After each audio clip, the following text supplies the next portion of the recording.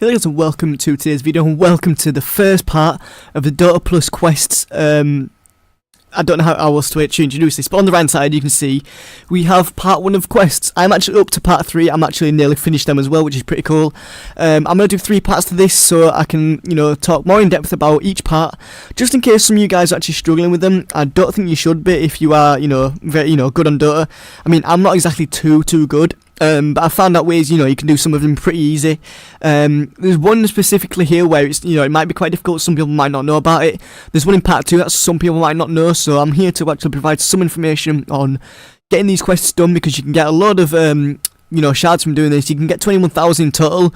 I did have 11,000, and if you haven't seen the last video where I did the little relic opening, go ahead and check it out, because I get some awesome relics in there, some pretty cool things, and I do talk sort of in depth about the relics you can get.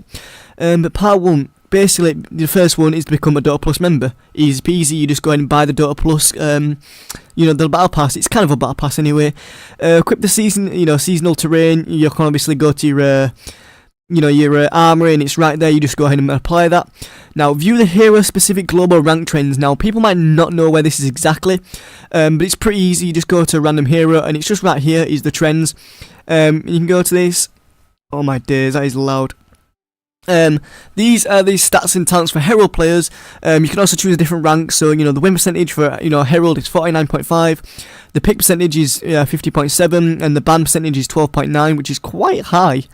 Average kills is 9, mine's 11. Average kill deaths is 8, mine's 7. Average assist is 12, mine's 10, so mine's low the assist, but I get more kills and more deaths in my average than most people do. The average GPM is 455, I get 500, which is pretty good. The average XPM is 534, but mine's 596, so I'm actually doing better than average with Sniper. As you can see on the right hand side here, you can actually see the trending talent picks for Sniper. So, plus 20 damage is picked over 15% cooldown reduction. The win percentage for cooldown reduction is 49% though, whereas obviously the plus 20 damage is 49.4. The pick percentage is 82.4, while that one is 17.6. The only one that is actually different is the assassinate cast time. The win percentage with that is 53.8%, whereas the knockback is actually only 51.9. But this gets picked over that one, which I don't quite understand why now. If this one gets a higher win percentage, shouldn't that be picked over than that? But the knockback is actually quite good at some times.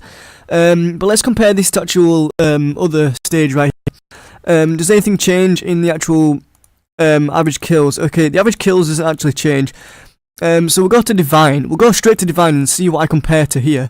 So I have more kills in average than Divine. However, they have less deaths, more assists, higher GPM, and actually less XPM.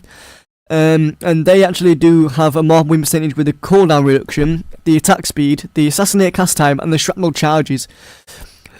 So, excuse me. So compared to Herald, there's a huge difference. But you guys with Dota Plus can actually check all this out. Let's go back to the quests anyway. That was actually the last game I played. I actually can't continue. Little bug with that, but you can see I got to level 1 with Sniper, which is always good. But anyway, moving on. Pick a plus suggested hero. When you get into a game, at the bottom it will give you like a little assist box where pick 5 heroes for each like different sort of like role. So it'll say like off or mid or something like that, and it'll pick a hero. So if you pick a hero that the game is actually suggesting you based on the picks the other team have picked, so it actually tells you how to counter. This is how people are saying it's pay to win, because the game tells you who to pick to counter the other heroes. But in my opinion, I don't think it's pay to win, because you should know these things of how to counter players. But it's just basically providing that little bit of more information of how and how and what heroes actually count other heroes. So yeah, that's just basically that. But select the plus assistant guide. So obviously when you get a hero, I'm just going to go back to Sniper again, most probably. As you can see, there are guides right here, and you can actually select the plus assistant guide right here. You can obviously pick a guide that people have made, but if you select this one, that gets the quest done pretty much, as you see. Okay. The plus assistant uses machine learning to suggest items and abilities for your current game. It uses the heroes that your teammates and enemies have selected, along with the items that you've purchased and abilities you've skilled up, to adaptively suggest popular options among winning teams. So I think that's pretty good in my opinion, because it teaches you how to play. It pretty much, gives you the answers. But as always, it's always down to the player itself, not always the game. So I might not pick something that the game suggested me, and I might go ahead and win that. But if I show you my recent games, I'm going to show you that this isn't pay to win, because I've actually been on like a little, lose drought right here. I mean, I've been on unranked, so it doesn't really matter to my ranking, but still, oh my god, I keep clicking that by accident to go back to that. But yeah, that's how you do that one. Viewing the post-game analytics, which I cannot do at the moment. I might be able to do it for a recent game. Let's go to this win, because I want to show you guys a winning game at least. So once you get to this screen, you can see there's actually two more options at the top, so you can go to damage, which I haven't looked through in particular, but it shows you the damage you've done to other heroes. So the physical damage, which is the attack damage I did to Pudge that game, was 4k, 2k to Kotl, blah blah blah, and so on and so on. It also shows you the blade mail damage I did to other heroes, so I did 2.9k to Sniper itself.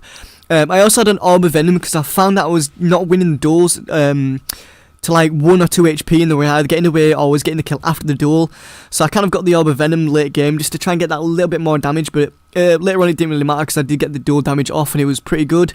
But if you go to performance, then that's when you get the achievement, because this is the analytics page, because it tells you just everything, like even different rankings and stuff. Now, as you notice, this is the actual line for global Herald ranks. This is for net worth, so my net worth was actually 23.5k at the end. The global, average is 15.9 for Herald, but for Divine it's just a bit higher at 16k. And as you see, it is different for different ranks because it's taking the actual averages from them, from games of different ranks. It takes average and finds it. As you see, there's elastics. I am above the line for most things, like denies. Okay, kills. The average kills, okay, wait. This is, okay, for Herald, the average kills is actually 8, and I got 9, which is pretty good. For the Guard, it's actually, is that 8 again? Oh, it's 7. So it actually goes down. With the next rank up, it is 7 again. If I got Divine, though, it will be, it's 8. The average kills is actually 8 with the Commander. I don't know if it's average now, because you would have thought, okay, no, in Divine, that'd be a lot more. But deaths, yeah, okay, I only got 4 in that game, and average for Divine is actually 8. For Herald, it is actually 7. Assists, I did better, I actually did average for that. Divine, it's 11, so it's a lot more, okay.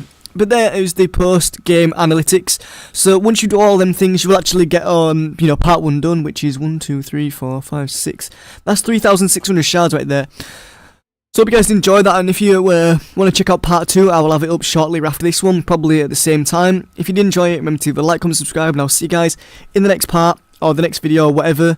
And yeah, enjoy the rest of your day, guys. Peace out, and I'm out. See ya.